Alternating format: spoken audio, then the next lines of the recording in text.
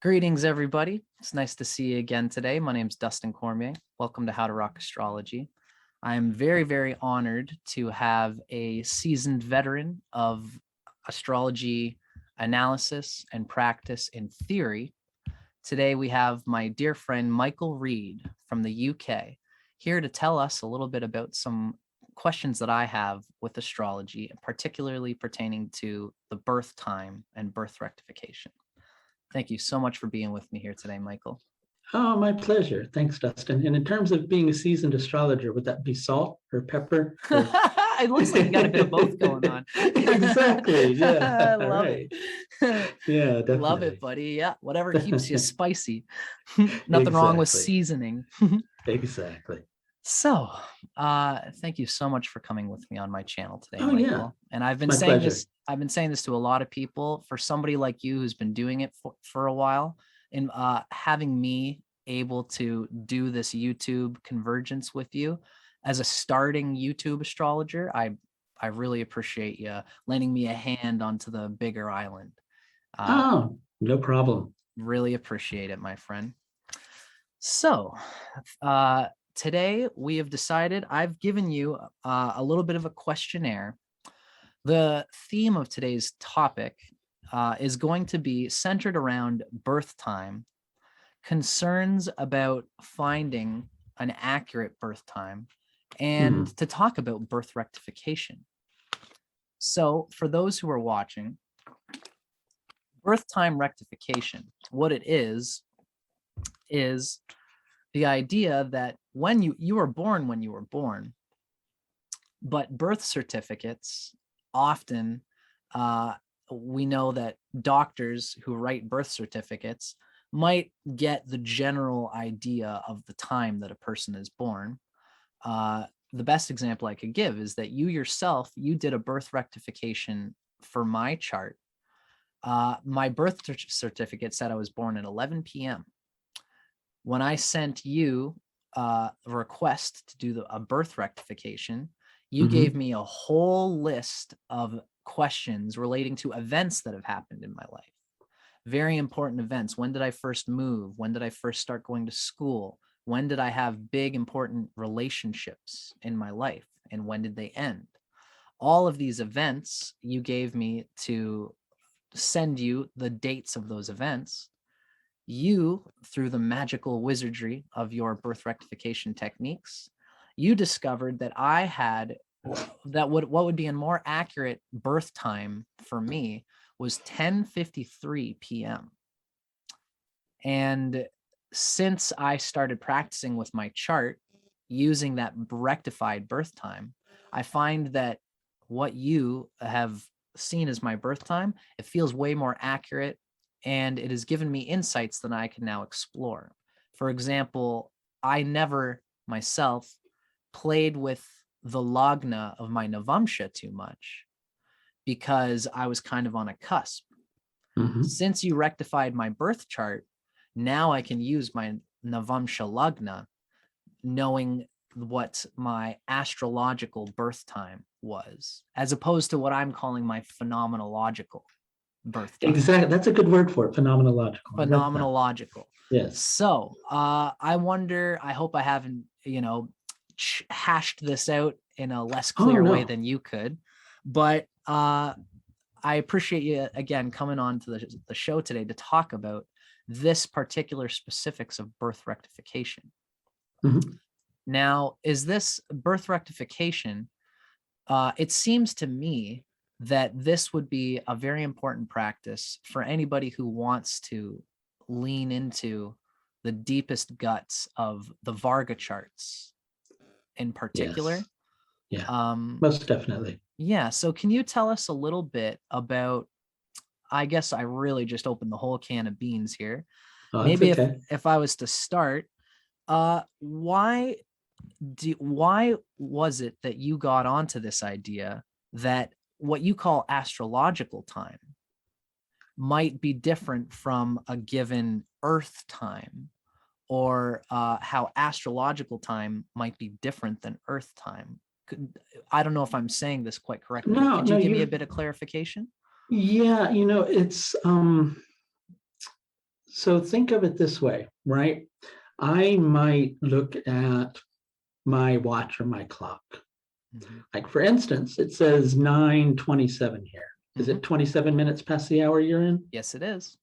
So in computer age, we're a little more synced up with each other. But, Mhm. a lot of times back a while ago, the clocks that were in hospitals, Mhm. they were, the old analog type. Uh-huh. I They, see. lose time, they gain time, right? So really on a certain level, we can say to each other things like, oh, you were late, or oh, Mhm. you were early. Right. But each person's got a different instrument that's measuring time for them. And some of Mhm. them are out of sync with each other. Right. So time on a certain level is, well, I think it is created by consciousness. That's a better way to say it. A Mm, phenomenon that's created by consciousness because our psyche needs a way to parse the information I that's given see. to us. I could almost say it as like, our Earth clocks are Yeah, all ticking the thing in different ways, measuring time in different ways. But time itself, we could exactly. almost call it kala. Yeah, The yeah. force of astrological time is pure energy before you even measure it. Yeah, I mean, and interestingly enough, when you understand the elements and you kind of take a cross between elements and also what planets rule, Jupiter is responsible for ether, so it creates space. Hmm. Jupiter makes space for Hmm. the play of consciousness to happen in. Saturn is, even though Saturn relates to the air element, which displaces things, Saturn's also responsible for time. So Hmm. with the first two elements, you have space and time coming into Right. being. Right. But as it relates to, to birth time rectification, everybody's having a different experience of time to a certain degree. Hmm. So sometimes, people might say to me as an astrologer that, oh, well, my dad looked at the time when I was born, so I know it's correct. Or Hmm. my parent was an astrologer, so I know it's correct. Hmm. And I began to notice, like, well, yeah, only it's not really, Mm-hmm. if No you know what I kidding. mean, because Yep. you'd see it in the chart. Yes, I see. Um, and then I just had a little epiphany moment at some point, and I went, you know what? The universe doesn't operate on clock time. Yes. Yes, this is what I'm learning. It operates on astrological time, Mm. which, and in terms of astrology, it's more connected to the concept of, do the events that happen in your life sync up with the planetary experiences that are going on in your horoscope? Mm. If it does, then you've got a correct birth time for astrology. Right. Right. Interestingly enough, that may not be the same time that the clock showed when you were born, right? Certainly. And this is our difference between what we call astrological or kala, the Yes, true exactly. force of planetary Right. Jyotish Yeah. patterns, versus what we on Earth measure as numbers having clicked at a Clock certain time. pace. Clock time. Clock time's a good Yeah. way to say it too. Yeah, exactly. Exactly. And so, pardon me, that's how I first got to thinking about that particular Hmm. concept. But as it relates to the individual and their birth chart, when a birth is taking place, there's a lot going on, Right. That was right? the second thing I was thinking, because Yeah. some people, Go ahead. Go ahead. Yeah. thank you, Michael. I not to Yeah. interrupt you, but I was going No, to that's all say right. that No, go ahead. many people are, when they're born, they are halfway through the canal for like Yeah. 2 hours.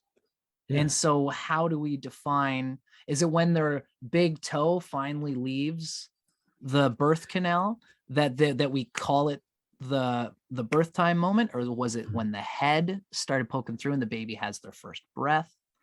I suppose different people would have different opinions on that, Different thoughts. different Yeah. thoughts, but the science of birth rectification makes it so that human, according to the art and science of astrology, is going to go through given patterns, Yeah, given exactly. transits, and these things will be to to the teeth in terms of what the person is bound to experience by astrological patterns. So this is why it makes, I guess I wanted to add that not only is the clock time sometimes off from the astrological time, but this is what I mean by phenomenologically. Anything can happen in the actual birthing process that makes it hard to define when was the legitimate astrological birth time. Well, usually if I were present at a birth, and I was, then I would note the time for records as being when the child took their first breath. I thought so. That's what I've heard as well. That's what I would do. Okay. But when we're doing it just from the chart, it's a completely different, experience in that particular regard. You're really just looking for, do the planets match the person's experiences that they're going through? Right. And that's really what it boils down to. Now, clock time, it doesn't mean, people shouldn't worry about checking the clock when their children are born, if they want to check out the astrology related to it, because it can be a close approximation to what's going on. But it's always worth fine tuning a little bit further, really. Certainly. This is what I'm learning, right? Because even again, like I said, I had 11 p.m. on my birth certificate, and I'm inclined to think that if you're right on the hour, or if you're right on the half an hour, somebody did a little bit of rounding, approximating, right? I've come to think that if I'm seeing 5s or 0s in many instances, it usually not always though, then it means it's being approximated. Because what ends up happening is, sometimes if the parent's into astrology, they'll take a look, so sometimes it's actually well noted. And I find with clients from India, they're a little more conscious of birth time. But generally, if you're going from the mother's memory, sometimes that can be pretty close, but the mother has been going through the birthing process. They're they've got the feeling, the sense. Oh, I see what you mean. But they also have a lot of other things to focus on. Doctor, it's the same thing. The doctor's involved in making sure everything's okay. And generally, you'll find with a lot of the birth certificate versions of birth time, what you're dealing with is when the doctor sat down at their desk or sat down with the document to actually write it down. That's when they're looking up. That's right. Which could have been 10 to 15 minutes after, exactly, all things considered, right? Exactly. And so it is an important concept, and that is what generally tends to impact a person's birth chart. If you're not working with varga charts, then it's quite often not as big of an issue. If you're working with varga charts, and especially if you're working with house cusps in varga charts like I do, it becomes a very important thing. Certainly. Because you could be dealing with so many different things. Even just knowing the navamsha of a certain house cusp in the rashi chart can tell you a whole world of information, but it's got to be that right on. Now, so we don't have to get too heavy into the nuts and bolts of this, but for the sake of us being here, for the audience who's watching, many of my I have a big Western audience, and I should say I have really a combination of Western as well as Jyotish people. So my Jyotish audience will know what exactly the Vargas are. I'm going to start doing a few more videos talking about Vargas. They're also called divisional charts. Divisional charts, yes. And it has to do with the division of a rashi, the 30 degrees in a sign, right? So every, for the Navamsha, for example, you're going to break the 30 degrees of a sign up into 9 pieces. And each of those pieces is 3 1/3 degrees. So if Mars is in 2 degrees of a sign, like let's say Scorpio, it's in the first portion, which means it is going to be in the first Navamsha of Scorpio.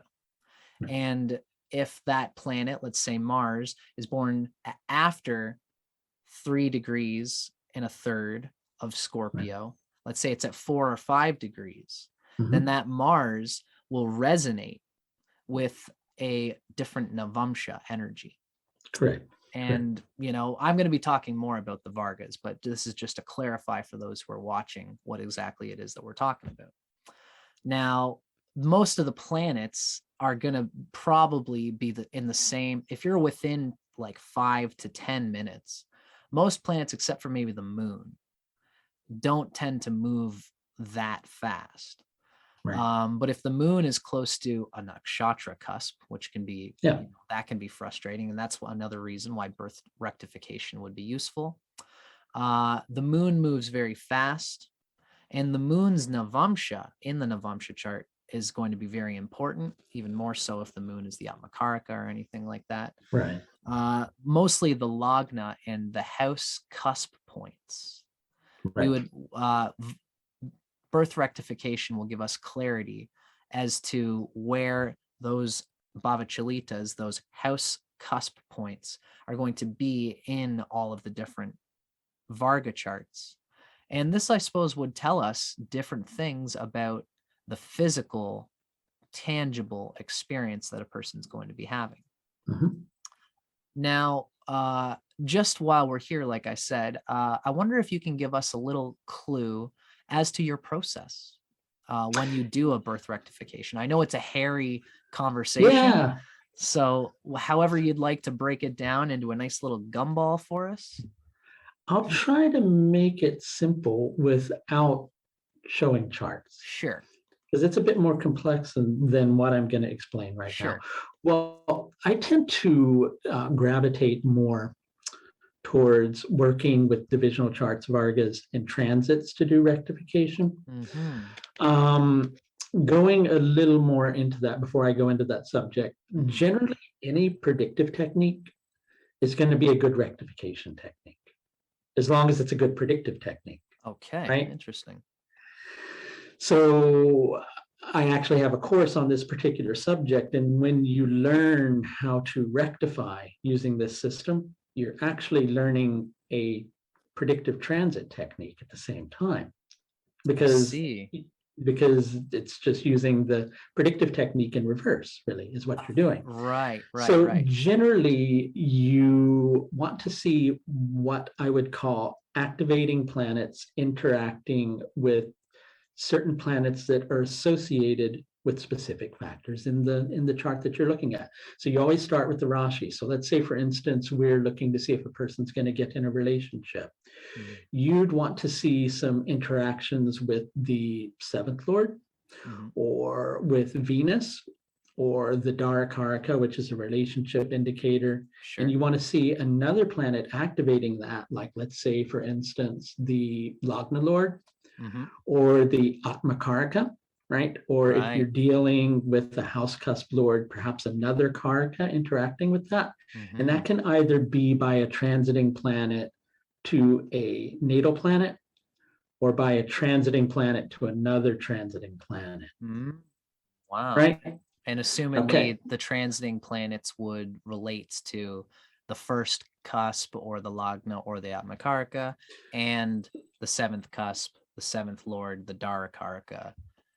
And well, here, go ahead. Here, why don't I see if I can bring up a chart for us, and I'll actually show you. Wonderful, Michael.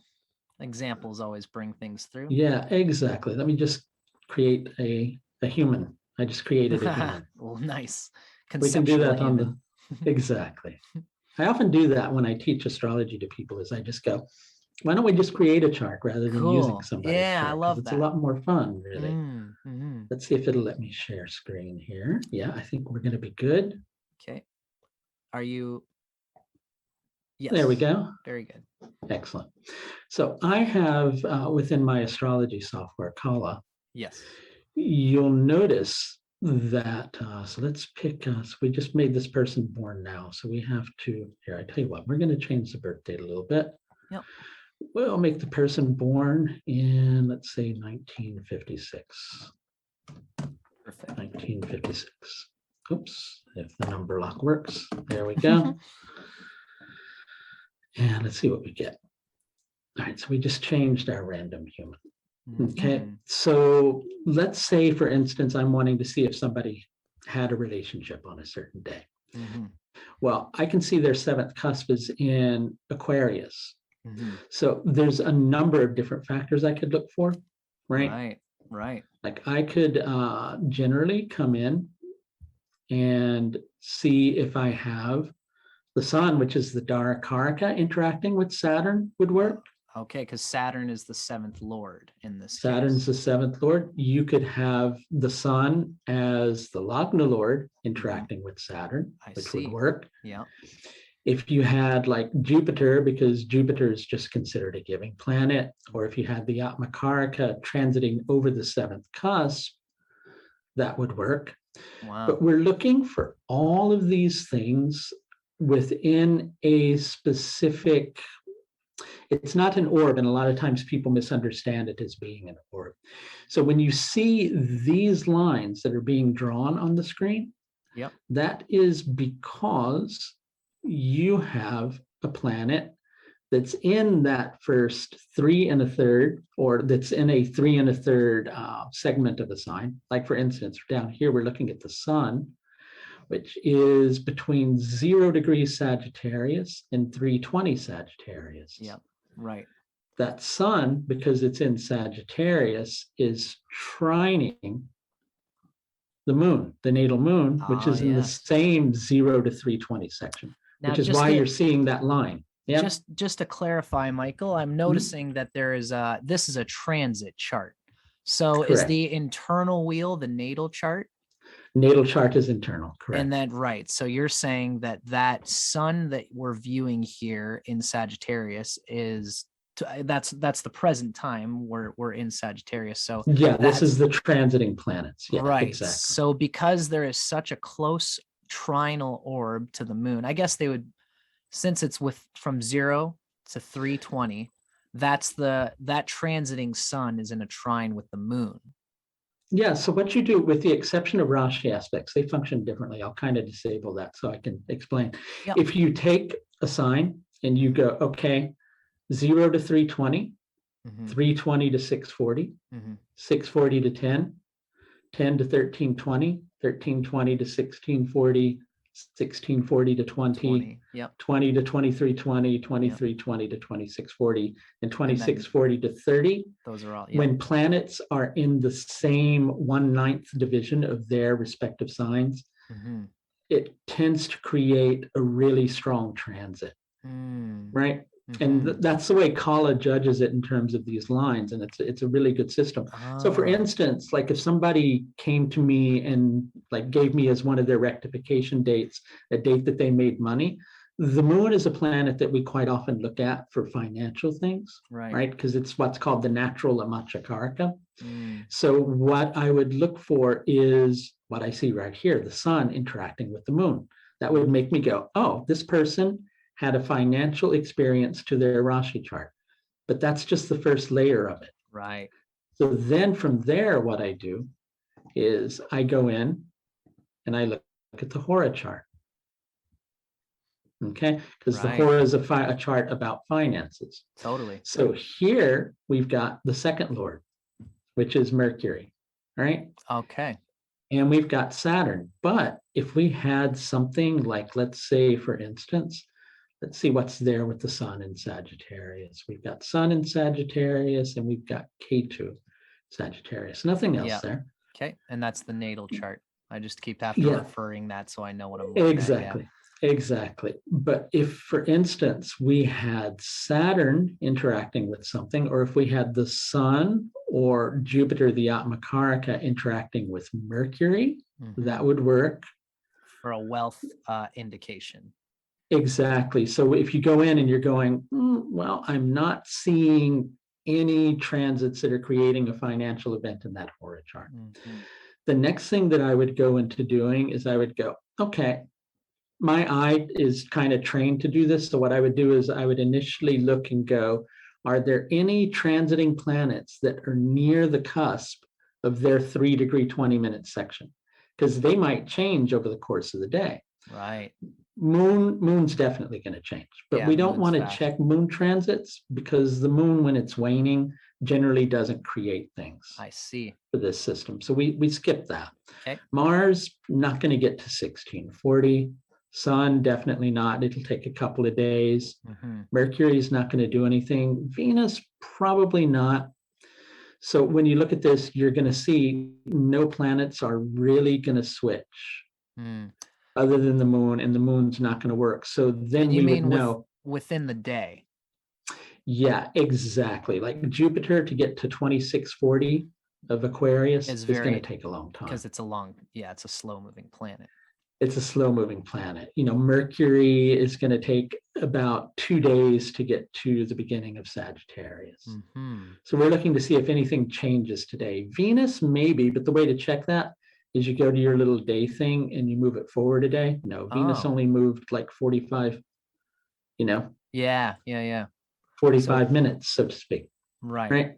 So what that this lets us, day, yeah. that day which you were checking to Mhm. see if any, I guess what we're doing here is you're looking to see if the transits Is on there. the day that we're looking at Yeah. first make indications towards a wealth signification on In the the rashi. Rashi, yeah. And then Yeah. from there you say, okay, so we've got the first layer. Now within this date, is Yeah. this going to show a monetary indication In the Hora chart, which is a in the monetary Hora chart. chart? Yes, certainly. Right. If not, then we adjust the birth time if we can't find anything. If it does match, then we go a step further, which is we go and we look at the D40 chart, which can be used for all events because it determines the fortunate and unfortunate events in life. And so here we'd be looking for Saturn and Venus, right? Or any number of factors. It's not just limited to that. There's a lot of things that you have to kind of know what you're looking for. Gotcha. Yeah. And so then when you look, if you're getting that lining up, then you're good. If not, you have to do a little bit more adjustment. But if you've got it lining up, I'll go for it. Thank you, Michael. I appreciate your patience. That's all right. I'm noticing when you say Saturn, you're pointing to the sign of Capricorn. Yeah, because that's where the Lagna is. Okay. So Saturn's that's the Lagna Lord there. So in the D40 chart. In the D40 chart of this assumed birth time. Exactly. So at this time, we're looking at, because we don't know the exact birth time of this person. We don't. So that's why we're combing an area, looking to see at this exact time, the person, if this person was born at this time, there would be an indication, because I guess they would have given you, let's say at this transit date, I had a money event. So you're looking at the birth time and seeing, okay, if this person was born at this time, we should see the match in the transit of a monetary thing. Now, I'm noticing that at this assumed birth time, the Lagna is Capricorn, so of the D40. So would that birth time indicate, I'm trying to make the connection between when you say there's a Saturn indication here and a Venus indication. Right, because Venus rules the second cusp. Oh, okay. Venus so rules the second cusp of this varga of the D40 chart. So if Venus gets set off, that would work. Because I'm sorry, Michael. I see the 2 there. That means that the second cusp in the rashi is in the D40 Amsha of Taurus. Exactly. Okay, now I'm with you. Thank you. Yeah. And so either that, or if you had the ascendant from the D40 interacting with the moon in the natal chart, that would work too, because the moon's a financial indicator. So there's a lot of different things you can look for. Wow. Right? No kidding. So if that lines up, then you're on to your D60 chart and you're looking for the same.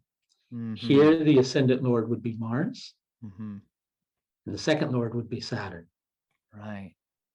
Wow. And it's a little more intricate than this, but if you follow this particular mainframe of judging it, and you're working with, like, let's say, I don't like having too many dates. If people give you too many dates, then inevitably one of them is going to be wrong. Yeah. And it'll confuse the astrologer. So I'm generally comfortable with like about 5 or 6 dates. If you get all those dates to line up in this way, you can be sure you've got a good astrological time that's going to work for the person. That is truly complex. I've heard that it's It hairy. is. And I suppose this is one of those things where it's an applied intuitive science, in the sense that You start knowing what to look for after a while. That totally makes sense to me. Exactly. You start knowing what to look for, and you just kind of go, oh, yeah, this is what I'm looking for. Yes. After a while, you eventually have to get good at it. So it's really a specialized skill. It is, but you see, the thing is a lot of times people, I'm not fond of using dashas to rectify, which is what happens a lot of times. If you're rectifying by dashas alone, it might work if you are just working with an equal house system, right? But you're generally going to end up with a sloppier birth time. Would you say that's because of the planets? Yeah, planets represents too many things. Like, you might go, oh, well, Jupiter's the 7th lord here, but the thing is you're trying to match the dasha to the date, and when you do that, Jupiter can relates to children. Jupiter relates to a relationship. Jupiter can relate to a particular. You just have too many things and too many factors in it. I like to call it the too many cooks in the kitchen approach. That makes sense. So you're always going to get a match, but you may not have an actual accurate birth time. Right. Because I can imagine that this could turn into a sort of affirmation bias, where you've seen, like, you could, if you have too many dates and you're using the dashas, then you could have like 12 different possible birth times, and then you still get that the other way too sometimes, right? But then you just kind of, that's when I bring dashas in that system, is I go, okay, if I've got 3 potential birth times by transit, let's see which one of those matches up with the dashas the best too. Cool. That totally makes sense, because you got to use all the tools that you can, right? Exactly. Yeah. That is so informative, Michael. Now, that pretty much really gave us a good sense of what exactly is the guts of this magic that I mentioned when you do a birth chart rectification. Yeah, definitely. So it's a hairy science, and people like you, God bless you for doing it, because I can see that from someone like me who's interested in the vargas, I can do a lot more exploring after having gotten those cusps to be as distinct as they are in my birth rectified chart.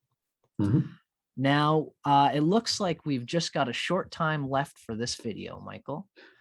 Yeah, you had a question, unless there's another more important question that you want to ask, but you had mentioned a question about phenomenological. Well, Michael, that particular question, we kind of covered in the sense when I mentioned, for example, basically I was mentioning the difference between the phenomenon of the birth versus the kala energy. I mentioned that a baby can be halfway through the birth canal for 2 hours. That was the nature of that question, and I think you answered it very well. Now, if I was to ask any last thing, I wanted to say that as I've been practicing in my astrology practice, I'm many fledgling astrologers who are getting on their feet, just like I recently have been. I'm done school, and my school said, sink or swim, go out there and start doing charts. Right. And my school had prepared me for an assumed instance where the person would have a perfect birth time, because then I would know the person's Navamsha Lagna.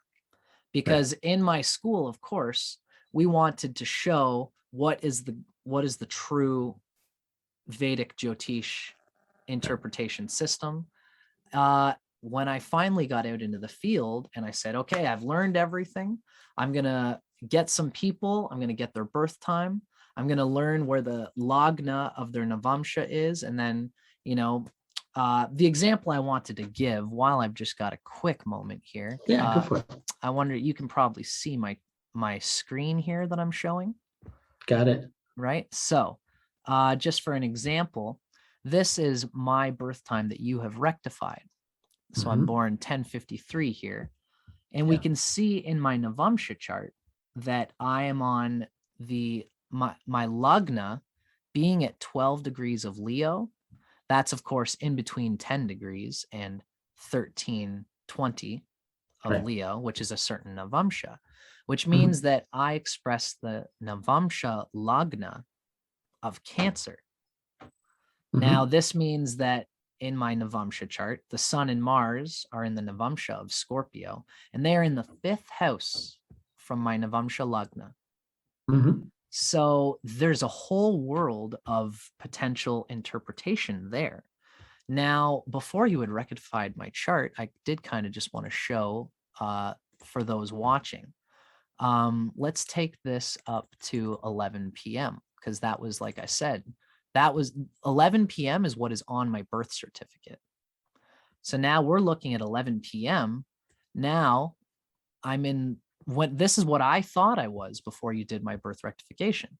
I shouldn't say I thought I was, but I just didn't know better, of course. Right. And what we have is the Lagna is at 1328. That's past the Right. 1320 mark, which means that for this chart, the Navamsha Lagna is in Leo. Now Right. in my Navamsha, on my soul chart, these very important planets, the sun, which is my Lagna Lord, is in the 4th house of my Navamsha. Whereas really the case is that it's actually, since I'm in the Cancer Navamsha Lagna, the sun is actually in the 5th house in my Navamsha. Mhm. So, not to pull this around too hard, this for me has completely, as a person who wants to be able to fully use the Varga charts and the Mhm. Navamsha Lagna, it was important for me to rectify my birth chart for this reason. So, with that being said, I wanted to ask you before we go, Yeah. do you find that this type of meticulous detail is something that can make a reading turn into a train wreck? Completely. And, so there's two different layers to that. A lot of times when people come to me for a reading, and I mentioned that birth time rectification might be a Mhm. good idea. First of all, they don't know what that entails. Uh-huh. Second of all, sometimes it's not in people's budget to do Right, that. because yes, I understand that. Yep. Exactly. And so a lot of times people are reluctant, or sometimes they don't know that I'm working with a different system than another astrologer they worked with. Mm-hmm. And so they'll go, oh, well, no, I know my birth time's right. And they don't understand, well, for mine, for what I'm doing, it may not be correct, Right. right? Totally. So, Totally. so for instance, if somebody came to me and they said, like, well, I'm wanting to get married, or I'm wanting to know when I'm going to get a job, one of the first things I want to look for is I want to check those Varga charts, right? Mm-hmm. And see if the important house cusp that I'd be looking at to get those answers about Mm-hmm. are close to a cusp. Because if they are, and the birth time is perhaps a little bit off, then I could be dealing with something that's a little more difficult. So Right. sometimes what you can do in that instance is, if the person's not in a space to really be able to do a full rectification, you can kind of go, okay, well, you're close to the cusp for something.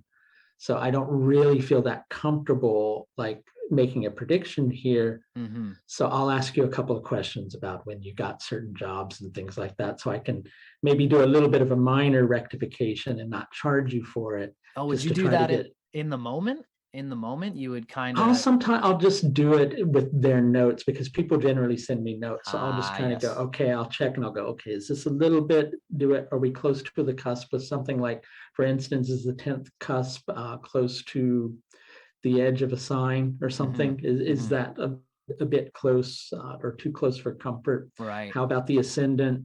If I'm seeing they're close to the edge, I'll go, might be a good idea to ask this person like when they had previous jobs, just so I can see if it's lining up. Right. and hope that they can give you a clear answer, because in that instance, you're just looking at like maybe one day. And if Yes. not, then I would just kind of go, this is going to be a bit uncomfortable with this one because I don't know what I'm looking at. And I don't know what Yeah. I'm dealing with, really. Right. Especially if they're asking you specifically about Right. career advice, because Exactly. it's probably very possible that many people go to astrologer to astrologer to astrologer and they say, I They do. don't get this astrology crap because everyone says something different about when I'm supposed to get along in my career.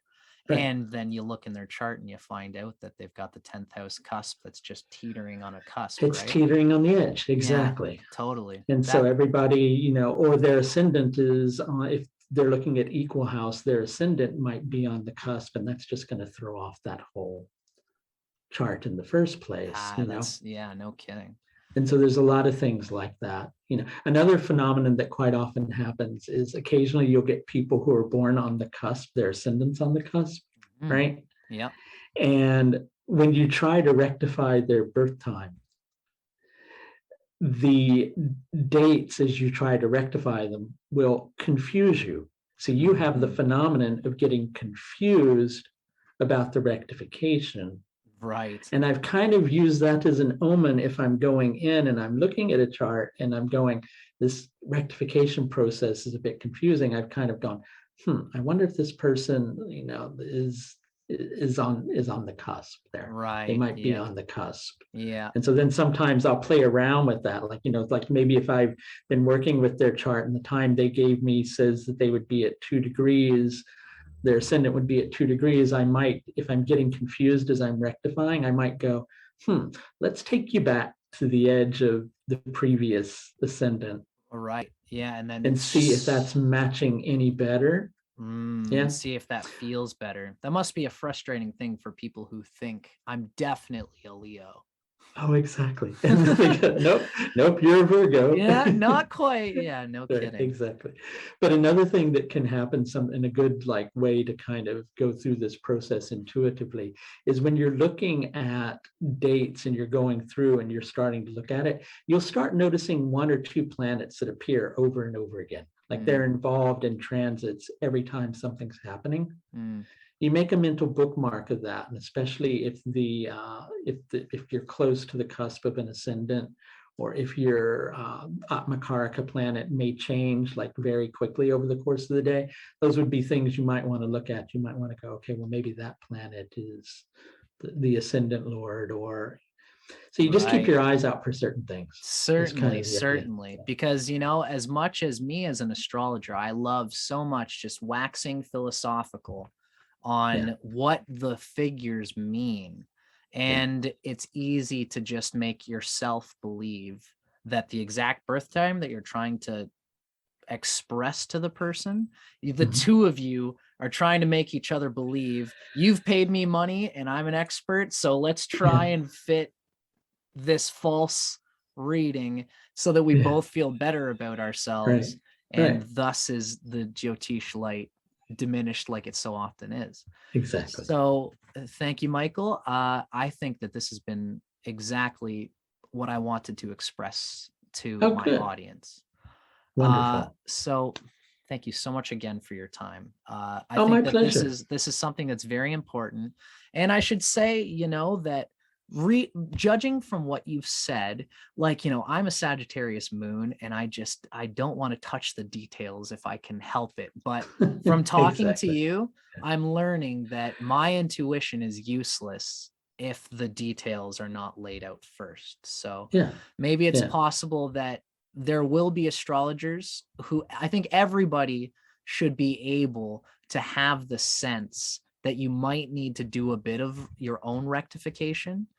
Don't I'm learning already. I haven't really been burned by this yet, but don't make somebody pay a deposit of $160 before you look at their chart, because you could look at their chart, find that they're on a cusp, and then you're engaged in this weird, I hope I can convince you that I'm intuiting that you're on the right cusp. Right. And what I guess my main point to say is that everybody should be able to rectify a little bit just so in case any cusp Yeah, moments happen. definitely. Yeah. And if something happens where you know that you really can't find hide or hair of whether they're this sign or this sign on their ascendant, either just don't touch it. I'm kind of thinking, don't start telling the person what they are if you aren't exactly sure, because that's what a lot of dirty astrology is kind of all about. And ideally, if that does happen, I guess I would recommend to send them to somebody like you or somebody who is a specialist who does take the disciplined, discerning time to find what the true rectified birth time is. Yeah. Just so that astrology can retain its scientific its scientific mantle that it's really supposed to have. Exactly. Would you say that that makes sense the way I've described it? Yeah. Oh, definitely. Definitely. Well, that's wonderful. So this has been a great session already, Michael. Is there anything else you'd like to say on this topic before I we? can't think of anything. I think we covered pretty much everything. Me Yeah. too, Michael. So thanks again for your time. I'll say bye to you. We'll end our recording and I'll say bye to you. Okay. But for everybody watching, this is, at least so far as luck and fate will have it on my end, this will not be the last time that Michael Reed comes onto my channel. Thank you so much for taking the time, Michael, again. Oh, If you'd sure. like My to pleasure. Thanks give for us, having me on. it's a real pleasure. Now, Michael Reed, I know that you've recently revved up and amped up a new website and a new system for how you are doing your astrology services. I believe it's called, is it Pulse of the Universe now that you're working under? Pulseoftheuniverse.com. Pulseoftheuniverse.com. Is there any other Yeah. socials you'd like to point out to us before we end? No, I think it's, you can find my astrological services page pretty easily from there. Yes, it's And very there is a clear. link. Actually, I don't know if my rectification link is up on the site right now, but people can contact me by email from my site if that's, yeah. Certainly. if And they're for everybody interested. watching, I recommend you, Michael, for that particular process. Well, thank you. My pleasure, my friend. So thanks everybody for watching, and I hope you enjoyed. I'm going to end this now and then hope to see you guys again soon.